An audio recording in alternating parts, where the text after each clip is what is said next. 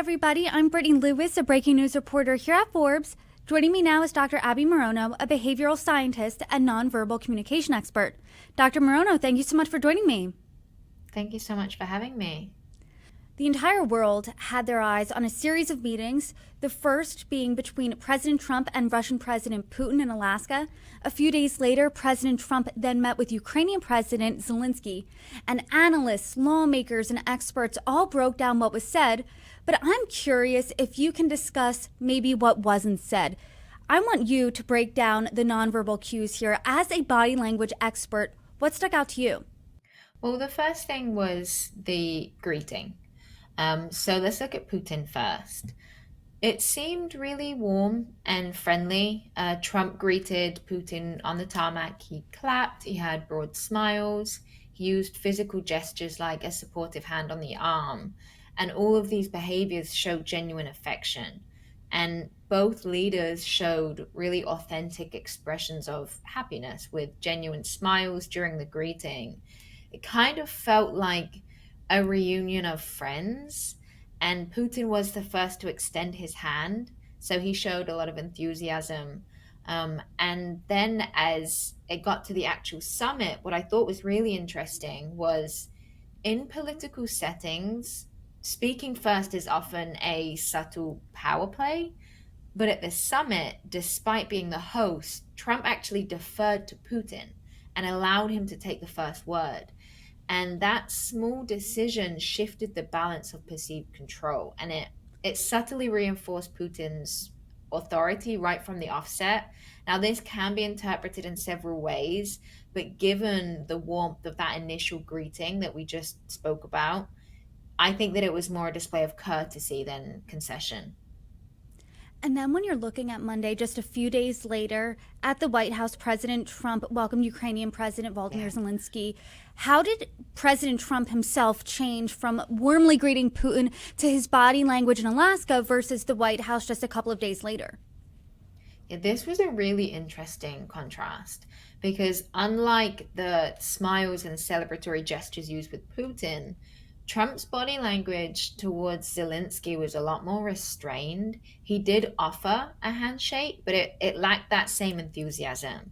His handshake with Zelensky was firmer, faster, and there was none of that patting or pulling that we see with Putin. So it looked more transitional than warm. And he still showed a classic dominance cue, which we see often, where he rotates his palm to the top, pulls Zelensky's arm towards him and positions himself kind of as a physical anchor.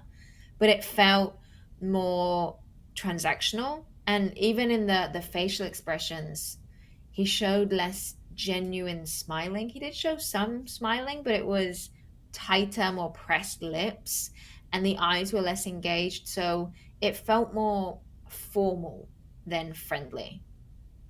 And this was obviously, based on what was said, a contrast from the White House meeting back in February between Zelensky and Trump, which was really ultimately boiled down to a screaming match. What stuck out to you about Zelensky this time around? He was very contained.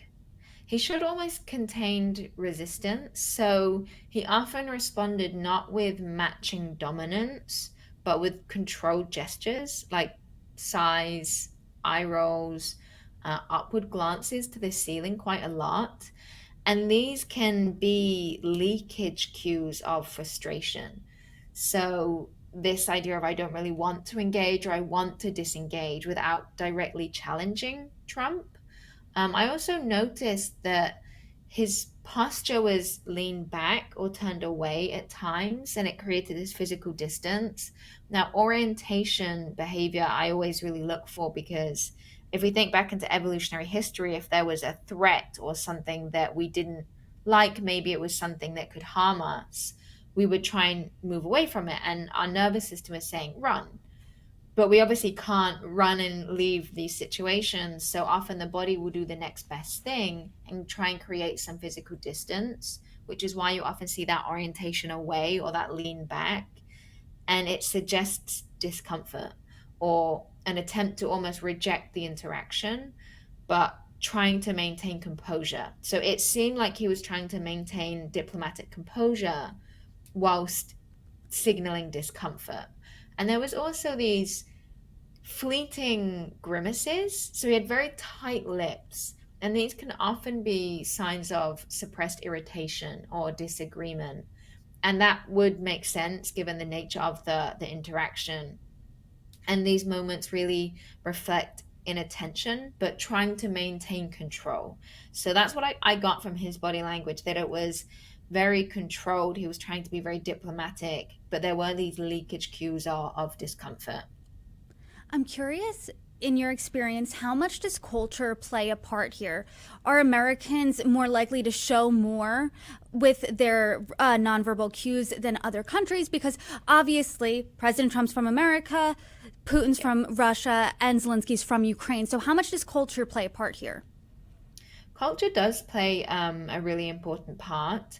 Here, what I'm looking for more is the differences on baselines from their previous interactions. So, looking at Trump across interactions and seeing where he differs, because often that can give us a more accurate indication of that person rather than comparing person to person per se. Because, as you said, culture does play a part.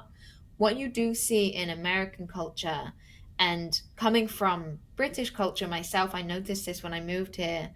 Americans are very animated and very bold. And from the UK, we're more reserved. Now, what is interesting is Russians tend to also be a little bit more reserved as well. But Putin was quite bold with his behaviors. And I think it was this attempt to show not youth, but showing that he's still active, he's still able to be here, he's still got a lot of energy.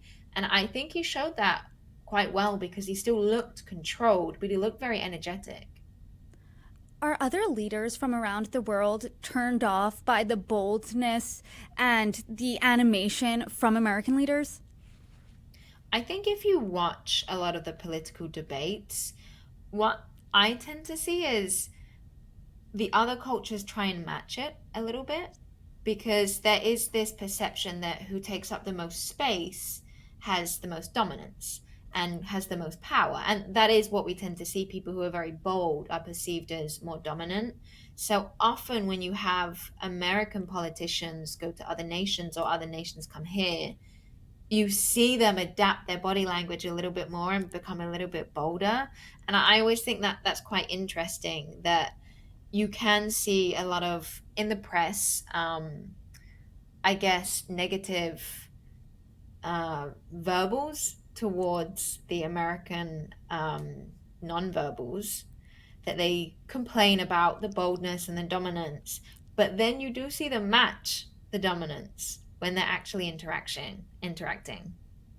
I'm also curious about how much location plays a part when you're looking at these nonverbal cues, because both meetings were in America. Obviously, President Trump, I'm just assuming here, felt more comfortable in the White House since that is his domain. I mean, it is called home team advantage for a reason. Yeah. Also, he met Putin in Alaska, which is American territory. Does that play a part here? It can do, and you see this more with politicians more early in their career. But just like anything, it becomes second nature. But there is definitely, like you said, like a home team advantage where when you are in your space, it's your sense of safety. Going into somebody else's space, it feels less comfortable.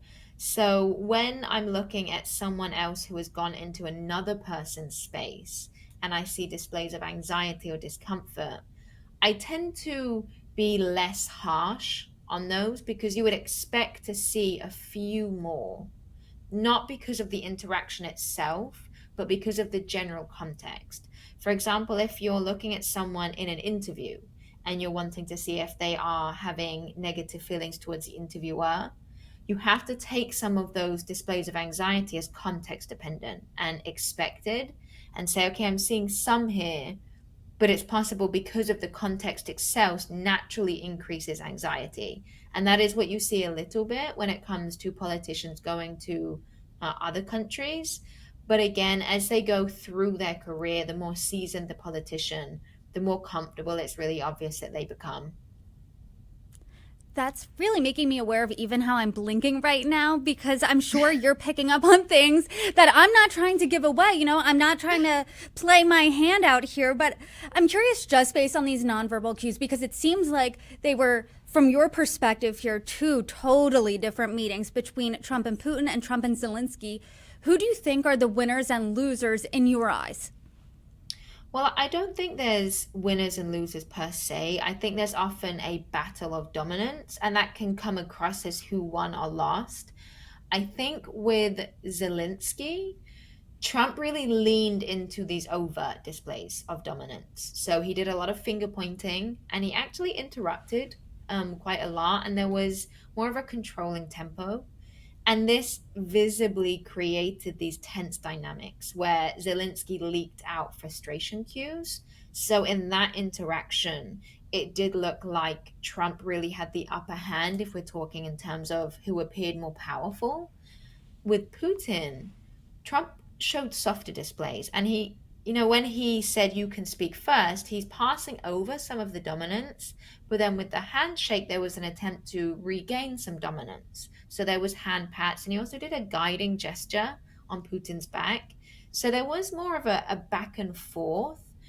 But during the interactions with Putin, Trump himself showed a little bit of discomfort. So there was more of a power struggle. So it felt more strategic, not explosive, but subtle. So I think overall with Zelensky, Trump's body language revealed more open conflict and more dominance. But with Putin, it was more controlled tension.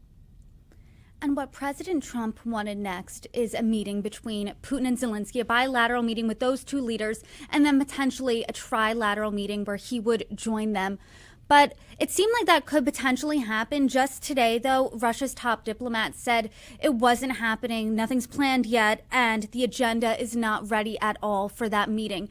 Based on the nonverbal cues you witnessed last week and then this week with Zelensky, does that surprise you? That does not surprise me. I think it was really evident that Zelensky was frustrated and he appeared very disengaged. And when you look at the summit with Putin, towards the end, Trump actually looked very disengaged. So I think that there is an overall fatigue happening here between, I didn't see that at all with Putin, but I did see fatigue with both Trump and Zelensky. So it doesn't surprise me if there isn't that proceedings going forward. Dr. Abbie Maroño, I appreciate you breaking down what wasn't said at these meetings. And as we see larger events and meetings like this, I hope you can come back on and join me and break it down even further. Thank you again. You're welcome back anytime. Absolutely. Thank you so much for having me.